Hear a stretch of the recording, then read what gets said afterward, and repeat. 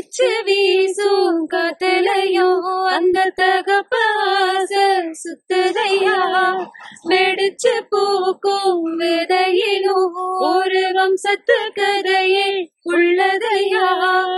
100 தலைமுறை சேர்ந்து செலுத்தின ஈர நிலம் இது பாறையா. வாழும் வரையிலும் நீயும் விதைக்கிற கடமை இருக்கு கேளையா. கோடி விளக்கா ஏந்தி கிடந்த வீடு இருண்டது ஏனையா. மாட விளக்கா நீயும் வரத்தா வீடும் ஏங்கி நிற்கதையா.